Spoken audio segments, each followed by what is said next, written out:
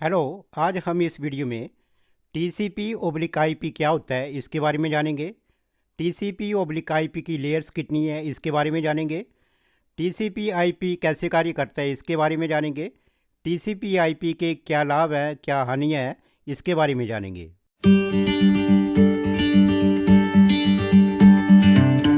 तो सबसे पहले जानते हैं what is TCP oblique IP. तो इसकी डेफिनेशन है, टीसीपी का अर्थ है ट्रांसमिशन कंट्रोल प्रोटोकॉल और आईपी का अर्थ है इंटरनेट प्रोटोकॉल। ये नियमों का एक समूह है जो इंटरनेट कैसे कार्य करता है ये निर्णय करता है। ये दो कंप्यूटर के बीच सूचना स्थानांतरण और संचार को संभव करता है। इसका प्रयोग डेटा को सुरक्षित ढंग से भेजने के लिए किया जाता है। टीसीपी की भूमिका डेटा को छोटे छोटे भागों में बांटने की होती है और आईपी इन पैकेटों पर लक्ष्य स्थल का पता अंकित करता है। टीसीपी ओब्लिक आईपी इंटरनेट में उपलब्ध प्रोटोकॉल है जिसके जरिए इंटरनेट नेटवर्क या अन्य इंटरनेट डिवाइसेस के मध्य सूचनाओं का आदान प्रदान होता है। टीसीपी ओब्लिक आईपी कंप्यूटर व नेटवर्क के मध्य कम्युनिकेशन बनाने वाले प्रोटोकॉल का एक समूह होते हैं जिनके जरिए हम अपने मोबाइल और अन्य डिवाइस की मदद से इंटरनेट से सूचनाओं का आदान प्रदान कर सकते हैं। टीसीपी ओब्लिक आईपी का इम्प्लीमेंटेशन सभी कंप्यूटर हार्डवेयर व ऑपरेटिंग सिस्टम के लिए एक समान होता है। अतः सभी प्रकार के कंप्यूटर हार्डवेयर व नेटवर्क टीसीपी ओब्लिक आईपी के द्वारा आपस में कनेक्ट या कम्युनिकेट कर सकते हैं। टीसीपी ओब्लिक आईपी इंटरनेट में किसी भी डेटा को भेजने का एक माध्यम है। इन दोनों प्रोटोकॉल्स के जरिए ही कोई सूचना इंटरनेट में एक स्थान से दूसरे स्थान तक पहुंचती है। तो ये टीसीपी ओब्लिक आईपी का स्ट्रक्चर है। यहाँ से हम सूचना को एक स्थान से दूसरे स्थान में भेजते हैं। इसके बाद है 4 types of layer.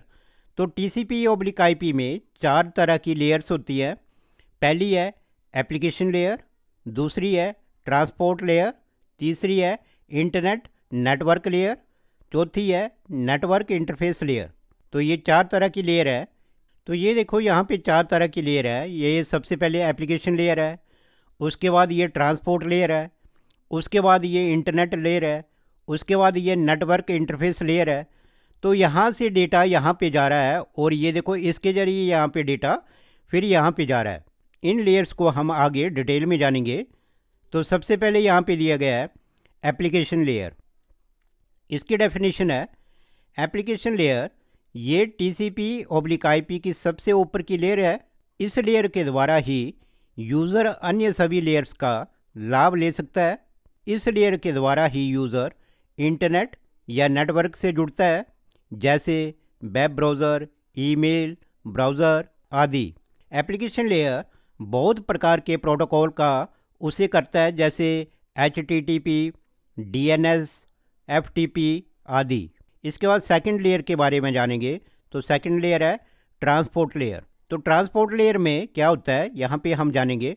Transport layer ये लेयर एप्लीकेशन लेयर और इंटरनेट लेयर के मध्य में स्थित होती है।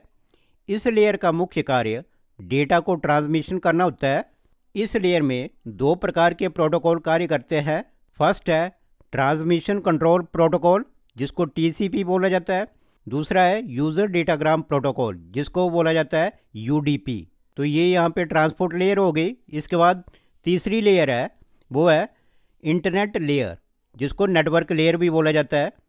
इंटरनेट लेयर नेटवर्क लेयर ये लेयर ओएसआई मॉडल के नेटवर्क लेयर की तरह कार्य करती है। इस कारण इसे नेटवर्क लेयर भी कहा जाता है। ये लेयर एप्लीकेशन लेयर व ट्रांसपोर्ट लेयर के मध्य उपस्थित होती है। इस लेयर का मुख्य कार्य नेटवर्क में कनेक्शनलेस कम्युनिकेशन उपलब्ध करवाना है। इसके बाद चौथी लेयर है वो है network interface layer. Network interface layer ये टीसीपी ओब्लिक आईपी के सबसे नीचे की लेयर है। इस लेयर को नेटवर्क एक्सेस लेयर भी कहते हैं। ये लेयर ओएसआई मॉडल के फिजिकल लेयर व डेटा लिंक लेयर की तरह कार्य करती है। नेटवर्क लेयर ये डिस्क्राइब करती है कि डेटा को किस तरह से नेटवर्क में सेंड करना है। तो ये नेटवर्क इंटरफेस लेयर है। इसके बाद हम ये जानेंगे कि TCP/IP कैसे कार्य करते हैं, इसके बारे में जानेंगे। TCP/IP प्रोटोकॉल इंटरनेट में डेटा को सुरक्षित रखते हुए उस डेटा को उसके निश्चित स्थान तक पहुंचाते हैं। TCP एक पूरे डेटा को छोटे छोटे डाटा पैकेट्स के रूप में विभाजित कर देता है और इसे इंटरनेट में भेज देता है। अब IP इस डेटा को उसके डेस्टिनेशन पॉइंट तक पहुंचाता है, जिसमें इंटरनेट व नेटवर्क के बीच कम्युनिकेशन स्थापित हो जाता है। इन दोनों प्रोटोकॉल में बिना इंटरनेट में कम्युनिकेशन संभव नहीं है। तो ये देखो, यहाँ पे ये TCP/IP कैसे कार्य करता है, इसका यहाँ पे स्ट्रक्चर दिया गया है।